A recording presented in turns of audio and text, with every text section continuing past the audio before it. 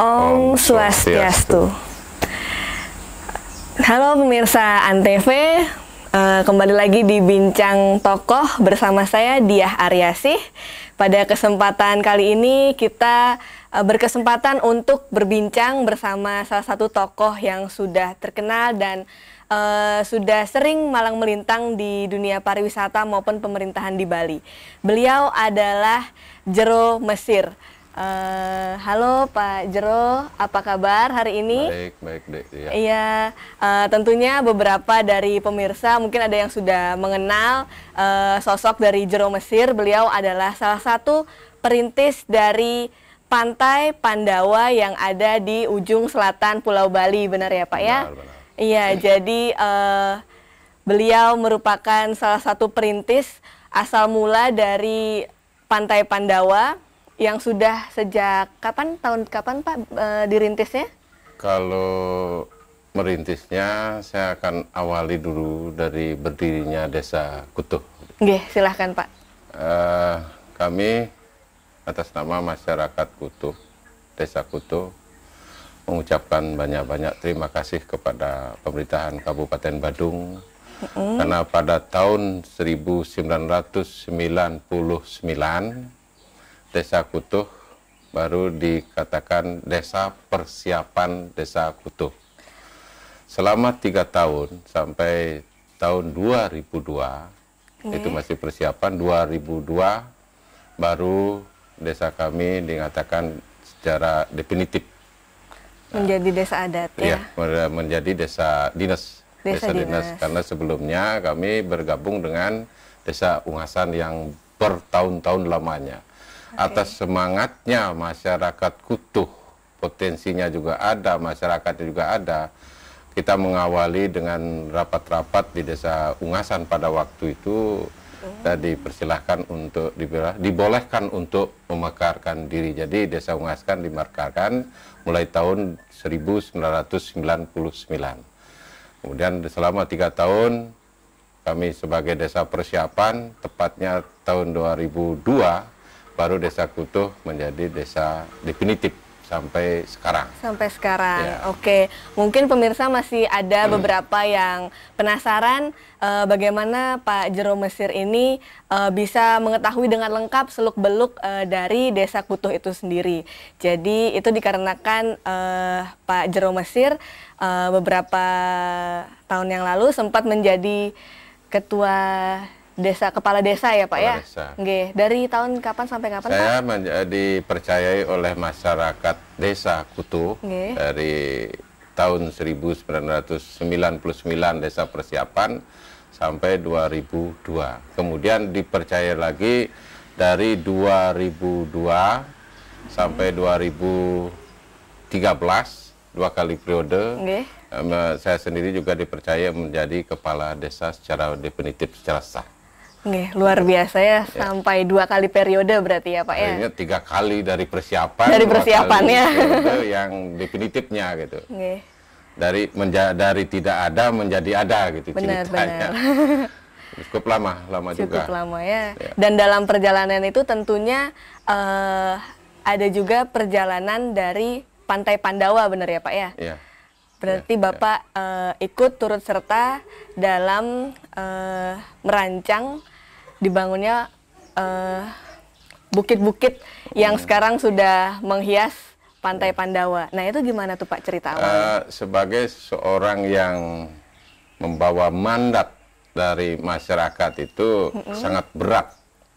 Karena tumpuan harapan masyarakat ada di pundak seorang pemimpin. Benar. Maka seorang pemimpin itu harus satu visioner. Kedua, dia harus kreatif dalam mengembangkan pembangunan di segala bidang. Dan berinovatifnya harus ada juga. Dan seorang pimpinan harus merupakan seorang desainer dari seorang pemimpin. Pemimpin masyarakatnya memikirkan juga potensi yang ada di wilayahnya masing-masing. Apalagi di Kutuh. Awal cerita dari Desa Pandawa, Pantai Pandawa, itu cerita awalnya kita membelah atau membuat jalan untuk kepentingan upacara dulu. Masyarakat kami pada waktu itu adalah prejuru desa adat, prejuru desa dinas, termasuk 3 komponen ini, pemimpin desa adat, pemimpin desa dinas, dan masyarakat. Ini tidak boleh lepas. Sepintar apapun pemimpinnya, baik adat dan dinas pemimpinnya pintar, tapi masyarakat tidak mendukung. 3 komponen ini harus mendukung, bahu-membahu.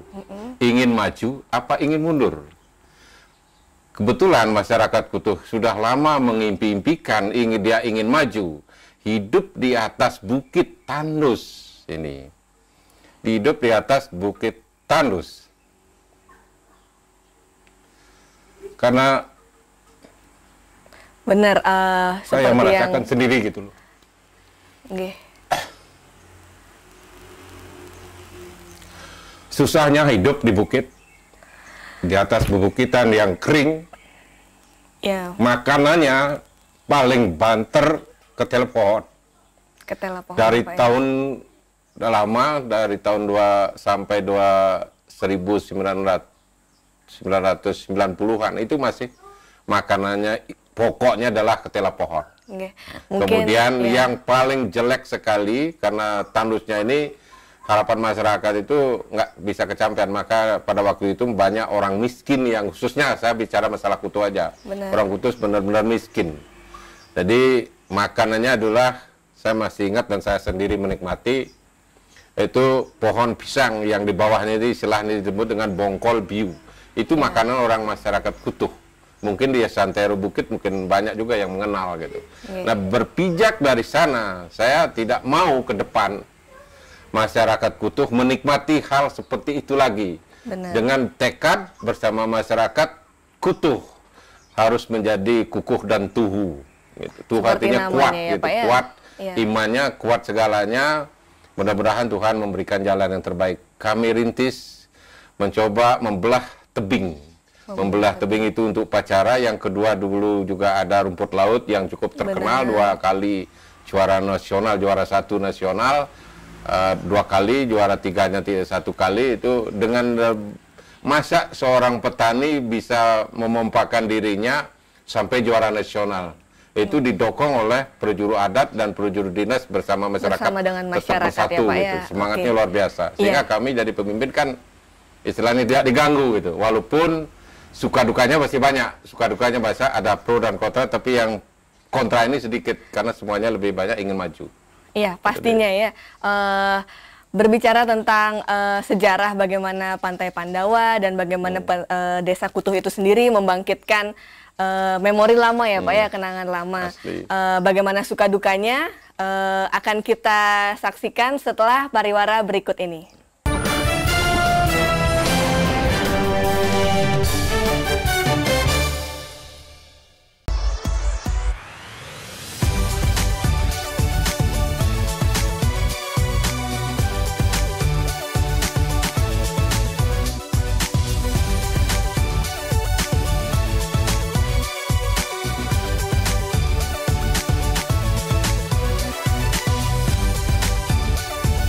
Kambiun setiap hari Sabtu dan Minggu jam 5:30 pagi tentunya hanya di ANTV.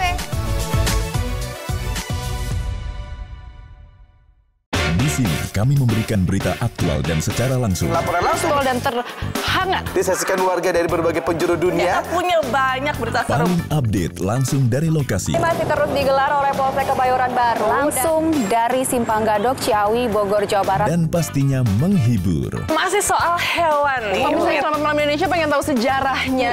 Boleh. Kenapa nyindennya bawa-bawa ular? Selamat Malam Indonesia, Senin sampai Jumat jam 12 malam. Acara paling seru favorit pemirsa. Ketemu lagi The New It Bulaga Indonesia. Seru-seruan di pagi hari. 38. Cakep Dewi Kramasya, cakep. Dapat hadiah keren. Dapat jodoh keren. Ya, bosnya Pak. The New It Bulaga Indonesia, Senin sampai Jumat jam 8 pagi. Pesen juri sih cuma 1. Mama, jangan sampai resep keluarganya dihancurkan oleh anak. Mama jadi harus konsentrasi. Potong apa? Jangan ngajak ngomong mulu apa. Api unggun keluar cepetan. biar nggak tambah hancur. Ya Allah, tobat 7 turunan. Anak setan banyak apa?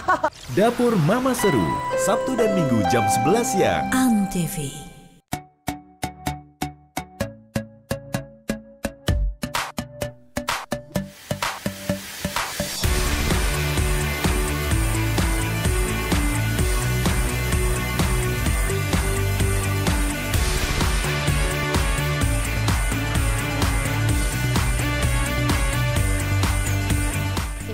Selengkapnya hanya di Total Football hari Minggu jam 6 pagi di Antv bersama saya Franda.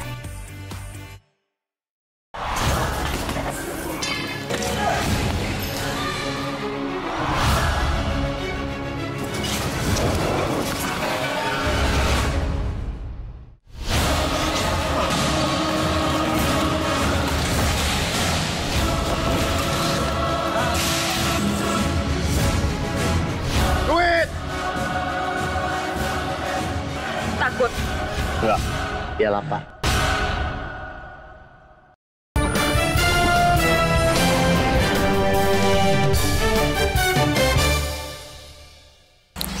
Kembali lagi di Bincang Tokoh, masih bersama saya Diah Aryasih dan juga Pak Jero Mesir.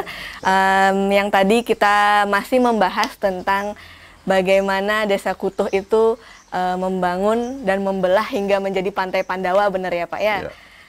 Kita tadi mendengar ada sejarah tentang petani rumput laut. Nah itu saya tertarik untuk mendengar ceritanya bagaimana dari yang awalnya Desa Kutuh itu terkenal dengan rumput lautnya, kepikiran untuk membuka jalan menjadi Pantai Pandawa itu gimana ya Pak ceritanya?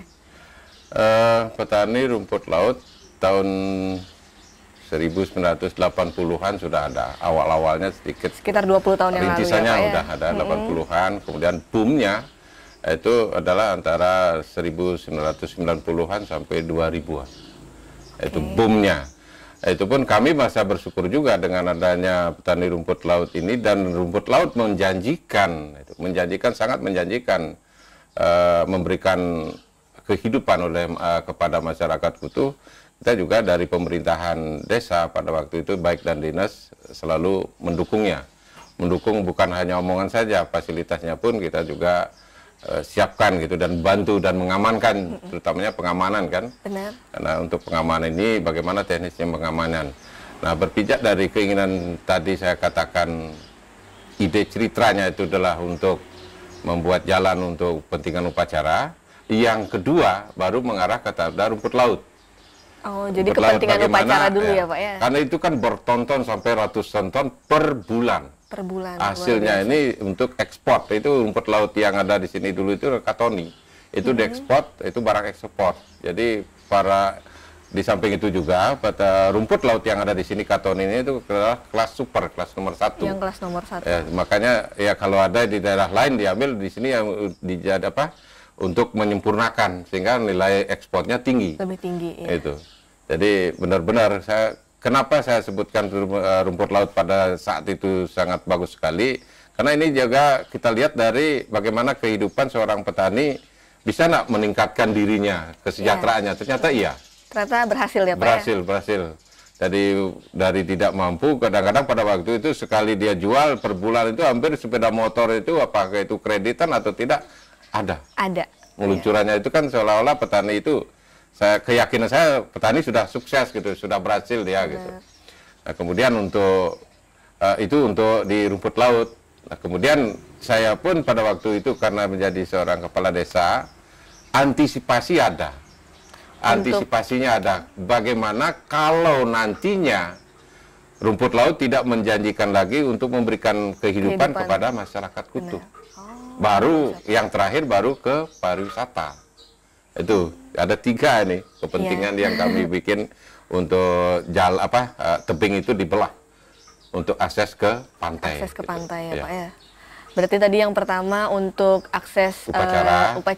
Ya, susahnya upacara pada waktu itu kalau melasti gongnya di atas bukit, Kemudian kita merayap ke bawah, ke pantai gitu. Luar biasa. Duduk dulu baru sambil nyongsong ini baru kita turun jalan. Benar, karena upacara melasti itu harus turun ke pantai ya Pak ya? Gongnya di atas, ke bawahnya nggak bawa gong lagi gitu. Susahnya kalau dulu pernah seorang sulinggih itu ditandu. Dan itu menuruni bukit itu ya Pak ya? Orang menandu aja jalannya merayap, kemudian ditandu lagi kan makin berat. Ngeri gitu. Iya, sehingga Tuhan memberikan jalan terbaik, terutama yang berstana di sana juga memberikan izin. Itu alam kan, alam ada yang menguasai juga, bukan manusia aja yang menguasai. Di sana pun ada menguasai di alam sana yang memberikan izin, sehingga secara pelan-pelan kita bisa seperti itu. Oke, yang pertama upacara, kemudian rumput laut, mungkin jalur untuk truk yang atau kendaraan besar yang ngambil rumput lautnya, mungkin maksud Bapak seperti itu ya Pak ya? Susah dulu. Susah dulu untuk hasil ininya. Produknya ini kan susah untuk dibawa ke atas. Untuk dijual ini kan harus dia mikul dulu tiap hari. Setelah terjadi itu kan mobil langsung turun ke bawah. Bener, apalagi pantai. Sampai bertonton ya Pak ya. Makanya masyarakat kami hampir 75% pada zaman jayanya rumput laut ini ada di pantai semuanya. Siang hari manusianya nggak ada di pedesaan, tapi semuanya di pantai. Malam hari dia baru kembali ke rumahnya masing-masing gitu. Iya, berarti hampir seharian gitu di pantai terus ya. Walaupun kulitnya hitam, tapi kan merah ada di sakunya. Ketimbang pada waktu itu saya bagi kepala desa, di saku saya ada ballpoint, bajunya keren, tapi hanya cepek ada di saku. Maka memotivasi petani ini setiap menjadi petani. Memang Bapak-bapak sebagai petani, Anda hitam, kulit Anda hitam, kemudian tidak punya wajah manusia lagi gitu. Karena hitam ini kan udah, kemudian tapi yang ada yang saya sanjung itu adalah di saku Anda tiap hari pun ada merah, yang merahnya, merekahnya yang disebut ratusan ribu. Tapi kalau kepala desa hanya cepek aja yang ada. Cepek aja ya. Nah dulu itulah dia harus punya semangat dan kita semangat semuanya gitu. Oke, dan yang ketiga baru akses untuk pariwisata ya Pak ya. Pariwisata. Oke, itu tahun berapa itu tadi Pak yang Bapak terpikir untuk antisipasi mengembangkan pariwisata di Desa Kutuh ini Pak? Karena kita tahu gini, jangankan laut, jangankan laut, orang yang bekerja di sawah aja ada pasang surutnya kan. Bener. Masa panennya ada, masa pecekliknya ada 3 kali umpamanya nanam, keempat kalinya harus dengan palawija gitu. Jadi kalau di laut itu kan alam, memasang pupuk tanaman rumput laut di pupuk juga enggak, ditebar begitu aja bisa subur. Itu kan luar biasa ciptaan Tuhan ini, itu memberikan nafkah kepada umatnya kalau benar-benar. Nah untuk antisipasi, tidak mungkin rumput laut ini akan selalu memberikan nafkah yang terbaik untuk masyarakatnya. Ternyata iya. Benar ya Pak ya. Pada saat tertentu akan mengawali untuk ke pariwisata itu memang benar-benar 1 tahun petani kami itu peceklik. Petani rumput laut ini tidak ada produknya gitu. Tanam sampai saya sendiri juga ikut mencari rumput ini karena rumput laut kan dibudidayakan. Nah itu untuk bahannya, bibitnya aja susah. Cari ke Sawangan, ditebar, habis. Kemudian cari ke Nusa Lembongan, sampai ke sana saya juga mengantar ke sana langsung dengan petani. 30 juta pada waktu itu saya sendiri juga memberikan suntikan untuk membantu petani saya sendiri. Ditebar sekalian dengan semua petani, habis. Ternyata dalam habis hitungan tidak terlalu lama. Sekarang ditebar, sorenya besok nggak ada lagi. Nah itu sampai berulang-ulang kali.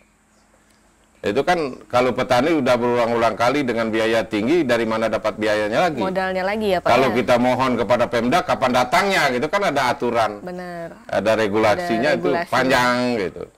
Sehingga kalau begini ya mau tidak mau, saya terinspirasi dengan adanya Nusa Dua. Nusa Dua orang masuk susah. Sawangan ada akses ke bawah dulu juga susah masuknya. Saya punya potensi, kenapa saya tidak coba? Karena pasirnya cukup lumayan, tempat mandinya juga cukup lumayan gitu. Kemudian tebingnya ini kalau kita poles kira-kira mungkin menjadi cantik juga gitu. Itu semuanya otodidak. Ini otodidak, tidak ada desain yang benar-benar desain, enggak. Saya coba dan coba. Itu potong tebingnya itu juga pun saya atau tidak, saya naik dulu ke dalam laut, masuk ke dalam laut, kemudian saya lihat dari laut itu pandangan ke tebing, kalau saya potong sampai di mana saya potong jalan itu bagus. Kalau dulu kan terjal. Dulu terjal. Iya, terjal sekali. Oke, kita pastinya masih sangat penasaran ya pemirsa bagaimana dari tebing yang terjal ini menjadi Pantai Pandawa yang indah yang kita lihat sekarang. Akan kita saksikan selanjutnya setelah pariwara berikut.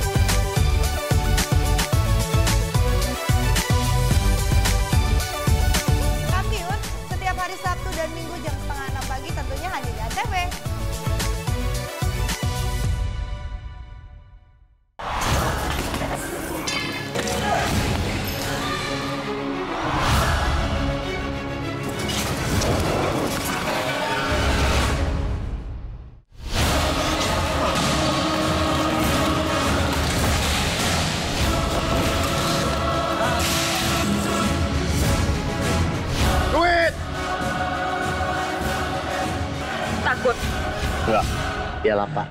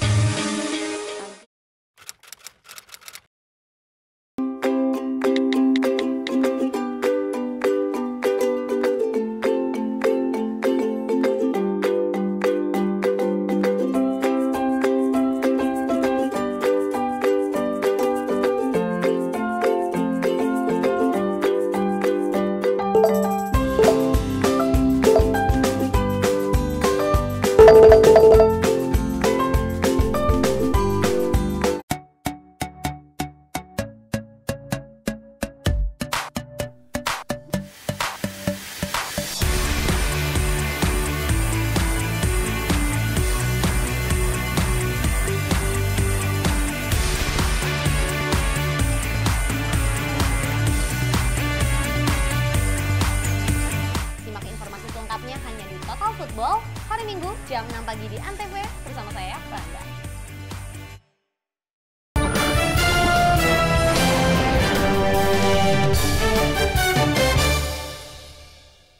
Halo, kembali lagi pemirsa, masih bersama saya Diah Aryasi dan juga Pak Jero Mesir. Kami akan melanjutkan perbincangan kami yang barusan membahas tentang bagaimana beliau membelah tebing hingga menjadi Pantai Pandawa, benar ya Pak ya? Silakan dilanjutkan ceritanya Pak. Saya lanjutkan untuk Pantai Pandawa.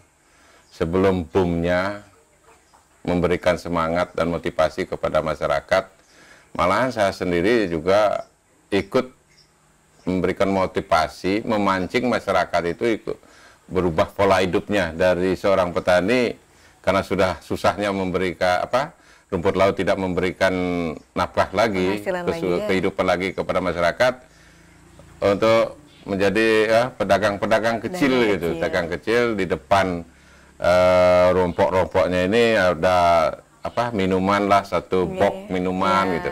Saya itu pun juga susah, saya sendiri dengan cucu, dengan istri mencoba jualan sate ikan itu, ada sate ikan. bersama dengan jagungnya juga. Saya ditaruh di barat satu, di timur satu untuk memancing mereka-mereka ini, petani-petani ini gitu loh. Akhirnya datang tamu, mereka mencoba 1, 2, 3 orang, mencoba untuk jualan-jualan, dan itu rame. Nah ini juga kendalanya pada waktu itu kan rumput laut ada patoknya nih. Ada patok-patoknya, orang mandi-mandi ini susah dia, kalau kadang-kadang dia kakinya ini kalau mandi di laut basah kan mandi, kena karena patok besi ya? ini kan tergores dia. Ini pun juga menjadi kendala gitu. Nah untuk menyadarkan masyarakat, saya sendiri pada waktu itu supaya mau membebaskan beberapa bidang lahannya ini supaya dicabut patoknya itu susah. Karena itu mereka masih percaya dengan rumput ada laut, uang, Pak, saya mau cabut. Itu omongannya langsung. Padahal itu untuk kepentingan sendiri. Saya sampai satu petani yang mau cabut patoknya pada waktu itu, saya kasih uang 1 juta. Uang itu uang sendiri. Luar biasa. 1 juta, 1 juta. Yang di depan sekarang ada apa balainya itu, itu 1 juta. Itu. Baru mau dicabut patok-patoknya nih. Barulah ada tempat mandi. Dah itu rame. Dia nggak minta lagi, kenapa? Karena semuanya udah jualan, jualan itu saya bangga. Yang jualan awal ini juga saya skala prioritaskan adalah untuk petani. Kalau dia nggak dikasih, terus dia kemana lagi kan gitu. Jadi yang jualan pertama dengan gubuk-gubuk asli dari petani ini, gubuk-gubuk rumput lautnya itu adalah petani rumput laut dulu. Semuanya berubah. Lalulah awal-awalnya juga untuk masuk karcis, masuk ke pantai aja 1.000 rupiah. Dulu ya Pak? Ya dulu, 1.000 rupiah dulu itu. Saya suruh juga ansip. Ansip saya taruh di sana. Dia itu paling banter 1 hari dapat 17.000. 1 bulan paling banter 1 juta. Itu dia sudah memangkal gitu, tidak mau lagi. Saya kasih semangat lagi. Saya tambah lagi uang saku saya gitu untuk Anda. Mau dia, mau. Udah terasa ya udah. Sampai senang dia tinggal di sana, kemudian kita siapkan dengan gazebo-nya untuk teduhnya gitu. Itu untuk rintisannya, waduh. Luar biasa perjuangannya susah, Pak susah. Bagaimana Pak Karno dulu merintis kalau menjadi merdeka, kita merintis yang sudah merdeka hanya melawan untuk masyarakat kita sendiri saja juga susah. Menyadarkan bukan melawan untuk berontak, enggak. Menyadarkan pola hidup mereka itu kita ingin rubah gitu. Berarti sebuah tempat wisata, Pantai Pandawa, tentunya kan butuh prasarana juga ya Pak ya. Selain prasarana, seperti yang Bapak sudah bahas tadi juga sumber daya manusianya. Nah itu mungkin bisa diceritakan Pak, bagaimana Bapak menyediakan prasarana, kemudian bagaimana mendidik sumber daya manusianya hingga menjadi yang seperti sekarang ini Pak. Nah untuk sarana dan prasarana yang bergerak itu kan, kalau yang tidak bergerak itu kan rompok-rompoknya tadi itu, gubuk-gubuknya ini kita pakai untuk tempat jualan kecil-kecilan, disempurnakan gitu. Kemudian untuk orang-orangnya ini susah juga, bagaimana dia. Apakah ada pelatihan-pelatihan seperti pelatihan itu? Ini kan setelah itu boom, baru kita melakukan pelatihan-pelatihan karena ada tim. Kita menunjuk tim di bawah untuk mengelola Pantai Pandawa. Itu dari awal. Tim dari pemerintahan berarti ya Pak ya? Dari desa. Dari desa sendiri. Belum ada pemerintahan dari kabupaten, belum dari desa sendiri. Padahal waktu itu sudah boom ya Pak ya? Kita boomnya setelah ini rame, baru kita boom pada waktu itu. Grand openingnya adalah tanggal 27 Desember 2012. 2012. Ya. Kenapa kami cari waktu itu? Karena tanggal 1 ini kan banyak orang yang datang. Benar. Itu kan dianggap libur panjang. Akhirnya di sana kita boom. Pada waktu itu ya, pembukaannya juga cukup dahsyat dengan modal sendiri juga. Dan sekarang setiap tahun ya ada event festival Pantai Pandawa. Ini sebentar lagi kan udah persiapan festival Pantai untuk Pandawa. festivalnya ya Pak ya. Nah itu kan dari segi prasarana gazebo dan tempat-tempat berjualan dari petani yang dulunya awalnya petani rumput laut. Nah kalau untuk prasarana untuk tamunya sendiri nih Pak, pengunjung Pantai Pandawa itu kan pengunjung biasanya pasti memerlukan minimal toilet atau tempat makan, baru kemudian mungkin di sekitar sini mungkin ada penginapan. Nah, kalau seperti itu gimana Pak perkembangan? Kalau di Pantai Pandawa, seperti tadi kan untuk minuman sudah ada, sekarang udah kan kalau KPK warung-warung kecil untuk menjajakan makanan juga ada. Kemudian kita juga coba untuk membuka rumah makan dulu yang namanya Warung 9. Itu satu-satunya dulu. Kita kalau ke sini kemana dia lagi gitu. Kita cuma istilahnya merintis gitu, merintis terus. Bagaimana teknik, dan sekarang dari udah yang punya tanah di bawah itu kan di pantai itu sudah merancang untuk ada restoran gitu. Tapi yang sekelas untuk persiapan tamu tidak kewalahan lah sekarang. Sudah ada untuk yang menyediakan makanan berupa makanan dan minuman, kemudian restoran. Sebentar lagi mungkin ada restoran yang besar juga di bawah gitu. Jadi dibangun oleh investor gitu. Kemudian untuk yang hotel yang besar kan belum ada di Kutus Balu, ada juga istilahnya bungalow. Apa itu namanya? Villa udah ada. Kalau hotelnya mungkin sebentar lagi 2017 mungkin ada hotel. Hotelnya pun tidak terlalu bertingkat tinggi lagi gitu. Ya, itu sudah disiapkan akomodasi wisatanya. Iya, karena kebetulan Pak Jero Mesir ini juga anggota DPRD Badung untuk Dapil Kuta Selatan ya Pak ya. Nah, mungkin itu bisa diceritakan perjuangan Bapak untuk pantai sarana dan prasarana dari Pantai Pandawa ini sendiri Pak. Mungkin ada campur tangan pemerintahnya juga, bisa diceritakan? Campur tangan pemerintah diawali 2014. Baru 2014 ya? Itu dengan adanya pengaspalan dulu, kemudian tempat parkir. Itu kan juga ada regulasi yang harus kita lakoni gitu, tidak sembarangan Pemkab memberikan sesuatu gitu, aturannya ada gitu loh, regulasinya ada. Aset yang dimiliki oleh desa adat itu diserahkan kepada Pemda untuk menata, bukan dimiliki oleh Pemda, untuk ditata. Setelah ditata, ini baru diserahkan kembali ke desa adat, karena aset di bawah itu kan ada tanah desa adat. Kemudian yang di bawah ini yang kita jual bukan pantainya, yang kita jual adalah tebingnya ini. Maka di sana itu kan ada patung-patung Pandawa. Supaya jangan nanti disalah artikan kok masuk ke pantai bayar. Kan gitu, jadi pantai kan fasilitas umum, nggak boleh kan. Yang kita masuk ke pantai bayar karena kita memotong ini kan ada biayanya miliaran. Kalau dihargai sekarang mungkin udah triliunan harganya itu, karena yang kita bayar masuk ke sini ada distribusinya itu adalah klipnya ini, tebingnya ini, sehingga tebing itu kan ada Pandawanya simbol-simbol dari Panca Pandawa. Ya, tentunya pemirsa di rumah akan semakin penasaran tentang bagaimana dari Pak Mesir ini menceritakan campur tangan pemerintah dalam membangun prasarana di Pantai Pandawa. Akan kita lanjutkan setelah pariwara berikut ini.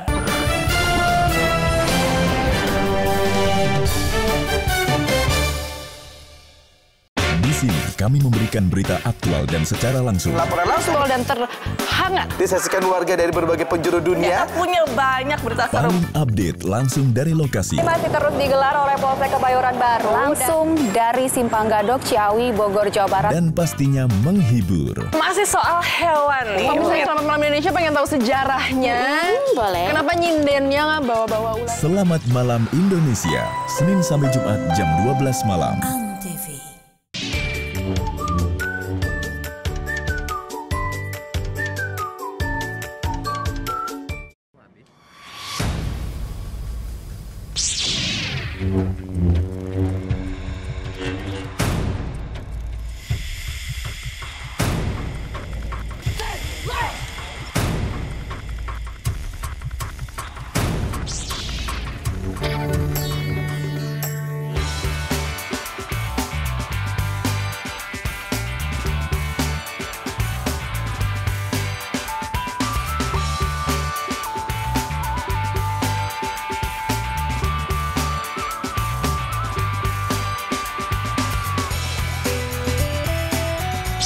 Sejak 2 Oktober 2009, batik Indonesia ditetapkan sebagai warisan kemanusiaan untuk budaya lisan dan bendawi oleh UNESCO. Beberapa daerah di Indonesia itu mempunyai batik, jadi nggak cuma ada di Pekalongan, Jogja, Solo, tapi di Jakarta juga ada batik. Namanya batik Betawi.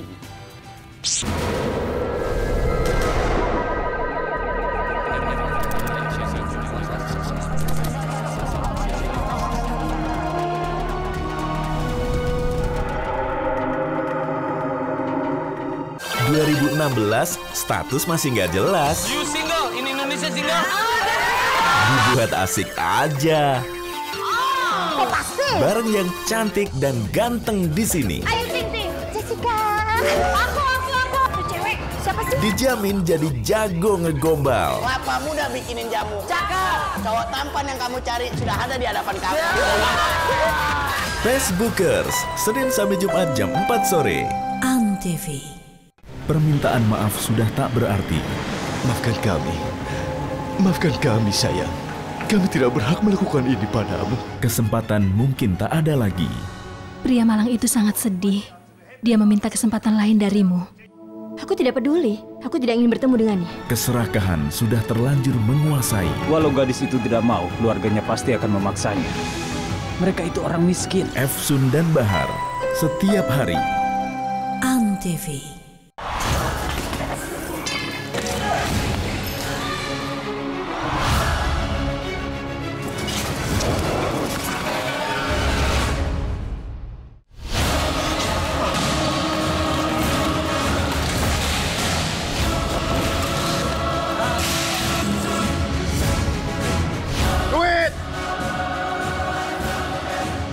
Takut?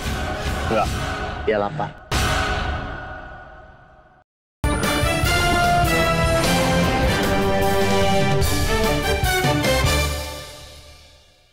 Baik pemirsa, kembali lagi. Tentunya kita akan melanjutkan perbincangan kita dengan Pak Jero Mesir mengenai bagaimana pemerintah ikut juga membantu prasarana dari Pantai Pandawa. Tadi terakhir diceritakan bagaimana pemerintah membantu untuk pengaspalan dan juga lahan parkir ya Pak ya? Iya. Nah selanjutnya untuk yang disiapkan fasilitasnya, dibantu fasilitasnya dari pemerintah adalah sebentar 2017 ini akan ada pasar desa. Pasar desa. Pasar desa, kemudian di bawah juga ada perluasan parkiran, termasuk dengan toilet-toilet yang berskala nasional, internasional, bukan sekedar untuk toilet-toiletan gitu. Kemudian yang sekarang sih sudah toilet yang skalanya luar, udah representatif gitu loh, yang ada di Balai Lifeguard. Ya, di Lifeguard sudah ada, itu Lifeguardnya pun kita dari desa juga bikin gitu. Sampai pelatihannya dari desa juga bukan Pemda gitu. Nah untuk kedepannya saya harapkan Pemda juga harus lebih memproteksi Lifeguard yang ada di bawah itu harus ditanggung oleh Pemda juga secara seluruhan, itu penting. Nah kita di laut. Untuk di Lifeguardnya, untuk toiletnya 2017 ini akan juga dibangun, termasuk juga STID dan balai pertemuan yang cukup representatif yang besar juga, di pantai. Nah ngomongin toilet nih Pak, kan kita tahu Desa Kutu ini kan cukup di atas ya Pak ya, di bukit. Kalau dari Nusa Dua itu kan masih naik lagi gitu ya Pak ya. Nah untuk di daerah yang kawasannya cukup di atas tebing ini, kita dengar kan air susah nih Pak. Iya. Tapi mau membangun toilet yang berskala nasional bahkan internasional dan banyak ya Pak ya untuk pengunjung yang sekarang aja udah mencapai ribuan gitu kan Pak. Nah itu bagaimana tuh ceritanya air itu bisa masuk ke sini dengan lancar dan bisa dinikmati nggak cuman dari masyarakatnya saja tapi pengunjung juga bisa dengan nyaman gitu di sini Pak. Masalah air, kami juga Tuhan memberikan jalan tetap selama niat kita itu tulus, ikhlas gitu. Saya menata sungai yang ada di Pantai Pandawa itu dari motong-motong tebing untuk penataan sungai, ketemu dengan sumber air. Ketemu dengan sumber air sebelum PDAM memberikan air ke bawah ke pantai, kita sudah punya sumber air yang ada di pantai. Itu diangkat, di pertengahan tebing ini dibikinkan bak penampungan. Dari bak penampungan ini baru disalurkan ke toilet. Termasuk juga bisa dikonsumsi airnya itu, tapi itu harus dimasak dulu gitu. Itu airnya cukup besar. Luar biasa ya luar Pak biasa, ya. Iya, kita biasa. pasti sendiri nggak menyangka ya kan tiba-tiba di bukit ini ditemukan sumber air. Kalau bukan karena untuk apa membelah jalan ke Pantai Pandawa tadi ya Pak ya. Nah, kemudian lanjutkan tadi untuk dari pemerintah sendiri Pak, itu apalagi Pak rencananya? Untuk tadi kan sudah ada balai pertemuan pertemuan sudah ada berupa wantilan yang cukup besar dan STID jalannya sudah, parkirnya akan diperluas, dan keinginan kami juga untuk di Pantai Pandawa pemerintah Kabupaten Badung harus mendesain parkir bertingkat. Parkir bertingkat. Iya, parkir bertingkat karena kita kan kurang lahan nantinya. Benar. Parkir bertingkat tapi harus artistik dengan backgroundnya tebing. Ya, kalau bisa kita contoh di sini kan ada di Ngurah Rai. Itu kan ada parkir bertingkat secara alami kelihatannya itu kan cantik dia. Benar. Itu kami inginkan seperti itu untuk parkirnya nanti. Kemudian untuk pasarnya ini, pasar adatnya mungkin nanti pasar adat ini kita serahkan kepada desa adat karena itu yang mengelola kan desa adat. Desa adat yang mengelola pasarnya ini juga pun orientasinya juga bagaimana pasar ini sejuk, nyaman untuk dikunjungi, bukan hanya untuk jualan aja. Para tamu pun merasa ke sana nyaman. Operasionalnya kayak pasar modern. Pasar modern ya Pak ya. Ya. Nah, karena Pak Jero Mesir ini kan awalnya memang sebagai kepala desa di Kutuh, kemudian menjadi anggota DPRD Badung. Nah, setelah memajukan desa Kutuh, desa Bapak sendiri, apakah ada rencana gambaran untuk memajukan desa-desa lain di Kabupaten Badung ini Pak? Kan Badung ini luas banget dan memang sudah dikenal dengan pariwisatanya. Nah, mungkin Bapak ada gambaran ke depannya akan melakukan gencaran apa lagi nih Pak? Nah, sekarang masalah pariwisata yang ada di Kuta Selatan, kita tidak cukup berbangga dengan daerah kita sendiri atau daerah Kutuh Haja. Kalau daerah Kutuh Haja kan masih kecil. Sekecil-kecilnya desa Kutuh, mudah-mudahan desa lain juga yang ada setero di Badung, kawasan Badung, karena kalau kita memang seorang pemimpin itu punya seorang desainer seperti saya visioner, saya kira setiap desa pasti ada potensi yang luar biasa. Cuman sekarang mampu tidak dia menggali potensi yang ada di masing-masing desa. Contohnya sekarang setelah kita desa Kutuh, desa Ungasan sudah menggeliat juga. Ada pantainya ditata dengan baik. Suluban, Uluwatu kan memang dari dulu itu kan udah nggak bisa kita ngomong lagi karena itu udah karena ada puranya. Puranya Uluwatu ini yang membawa karisma, taksunya itu tinggi. Tapi kalau Pandawanya kan nama Pandawanya taksunya tinggi. Mudah-mudahan Ungasan juga melejit. Ada Balangan juga yang ada di Kuta Selatan. Sehingga kalau di Kuta Selatan aja sehari berapa dolar akan mati. Hanya dia mengunjungi pariwisata, ada Nusa Dua, Tanjung, Pantai Pandawa, ada Uluwatu. Sebentar lagi di Ungasan ada Pantai Melastinya, ada Luwatunya, ada GWK-nya, kulinernya udah ada di Jimbaran. Ini kan ada 7. Ini belum semuanya kalau saya sebutkan. Satu hari itu full dia ada di Kuta Selatan. Nggak jauh-jauh lagi. Itu pun menjanjikan kan. Karena untuk itu yang lain-lainnya saya kira harus meniru gitu loh. Harus meniru apa yang sudah baik, kalau tidak baiknya silahkan dibuang, yang baiknya harus dipakai demi untuk mensejahterakan masyarakat, bukan untuk mensejahterakan daripada pemimpin. Bagaimana pemimpin mengolah potensi yang ada untuk kesejahteraan masyarakat. Berarti pemimpin-pemimpin desa itu harus punya visi untuk menyejahterakan masyarakatnya ya Pak ya, jangan menyejahterakan pemimpinnya saja ya. Oke, untuk nextnya ini saya mau berbincang tentang bagaimana Bapak memberikan penyuluhan kepada generasi penerus kita.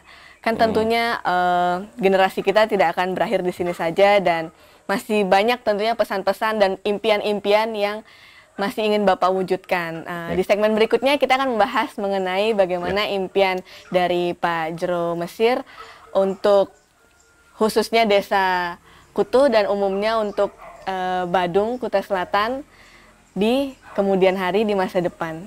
Setelah pariwara berikut ini.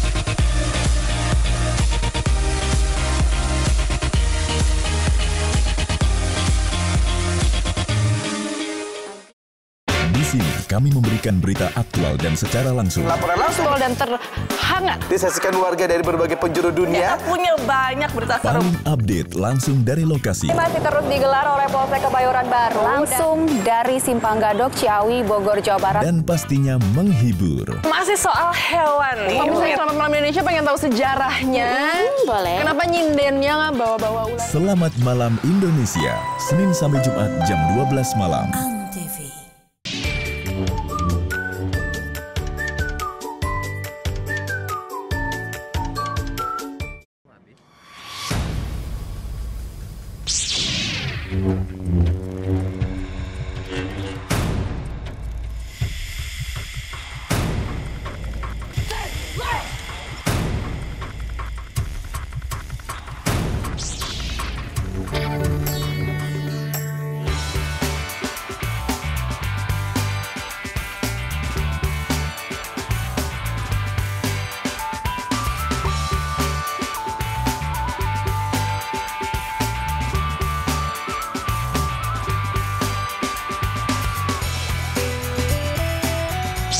Sejak 2 Oktober 2009, batik Indonesia ditetapkan sebagai warisan kemanusiaan untuk budaya lisan dan bendawi oleh UNESCO.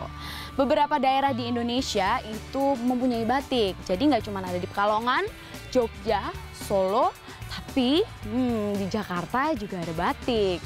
Namanya batik Betawi.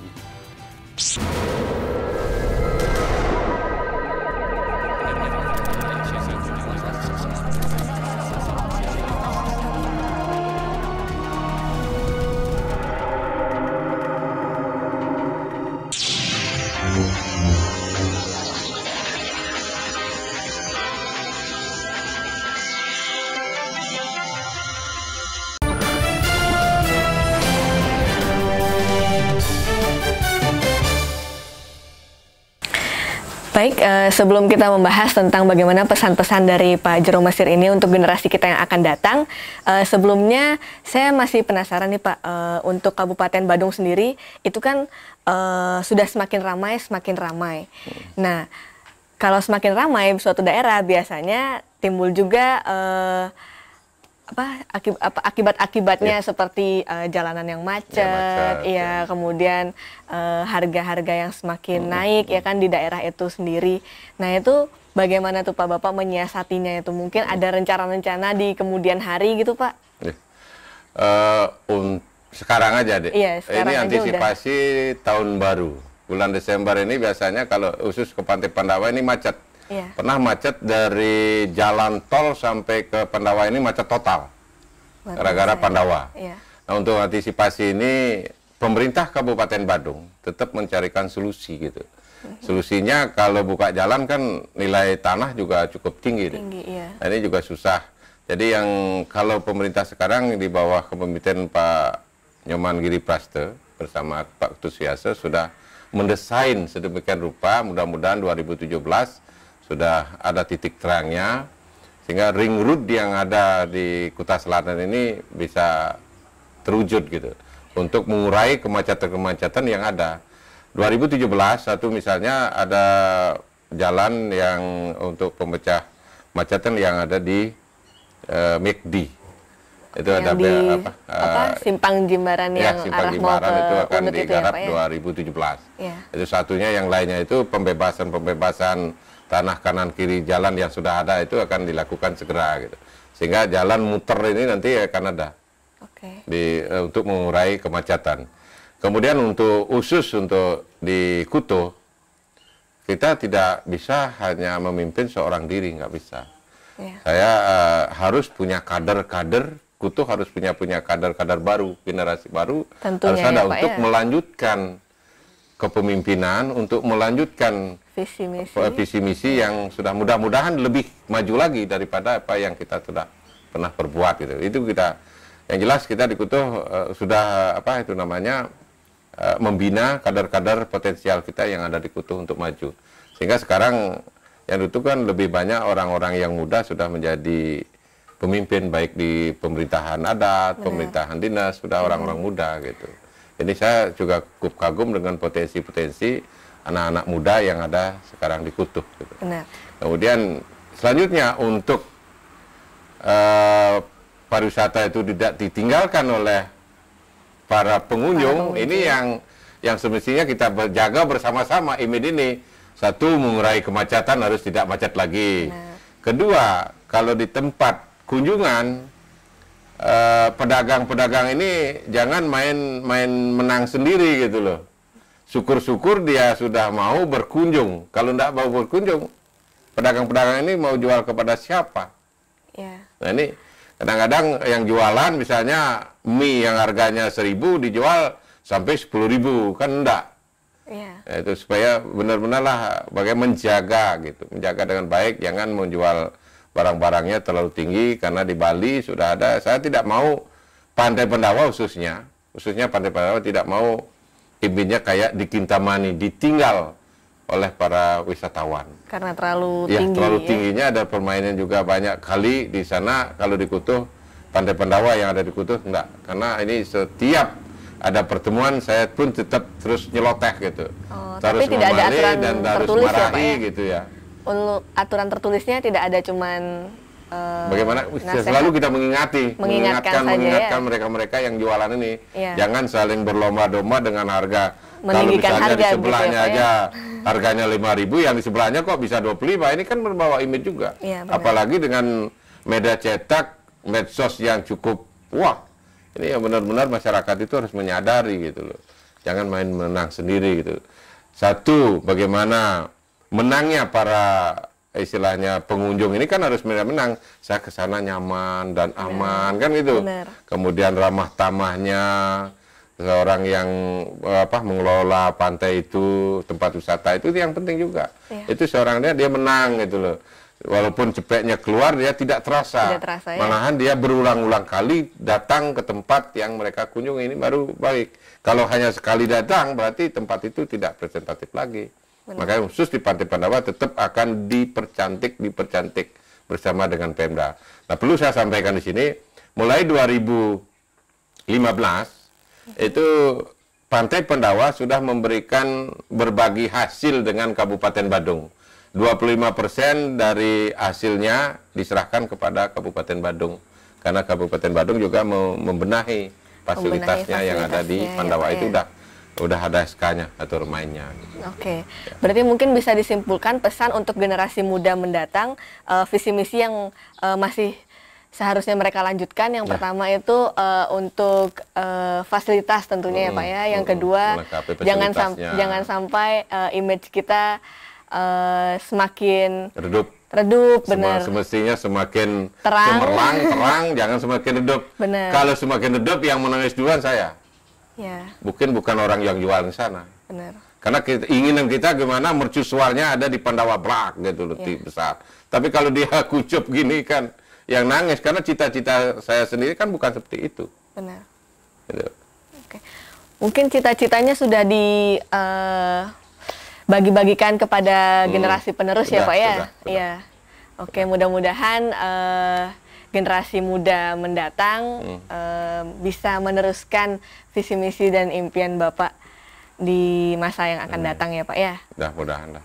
Ya bukan mudah-mudahan, harus. Harus gitu. Ya Pak ya. Tidak ada kata mudah-mudahan. Harus dia mampu lebih daripada pendahulunya. Benar. Gitu. Harus tercapai dan harus itu. Begitu yang sudah kita perbincangkan hari ini Pak. Terima kasih atas waktunya, terima kasih atas pengetahuan-pengetahuan baru yang telah Bapak share dan bagikan ke kita. Untuk bincang tokoh kali ini bersama dengan Pak Jero Mesir dan juga saya Diah Aryasih, kami mengundurkan diri ya Pak ya. Terima kasih atas waktunya, terima kasih untuk bincang-bincangnya, sudah berbagi ilmu dan pengetahuan bersama kami semua di sini. Baiklah pemirsa, demikian acara Bintang Tokoh hari ini. Kami tutup dengan para mesanti. Om Santi Santi Santi Om.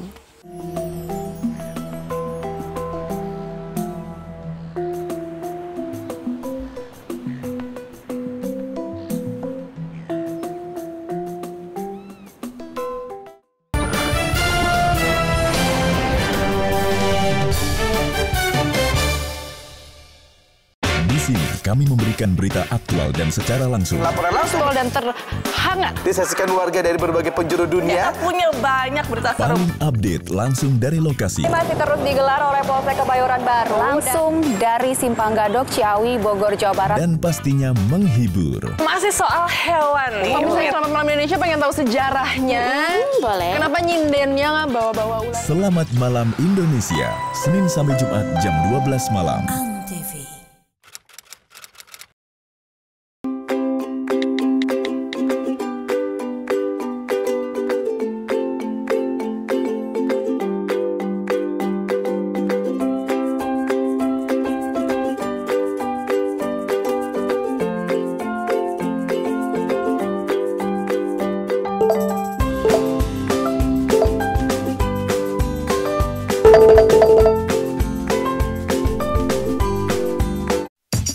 Kejutan Antv hadir untuk warga Cengkareng. Bareng geng Facebooker yang super kocak. Masak air! Bagi-bagi hadiah senilai jutaan rupiah. Foto bu, foto. Buat ada yang nggak kuat, mamanya aja yang bawa. Dan ada cantik Antv buat para ibu. Antv keren! Nantikan kejutan Antv selanjutnya.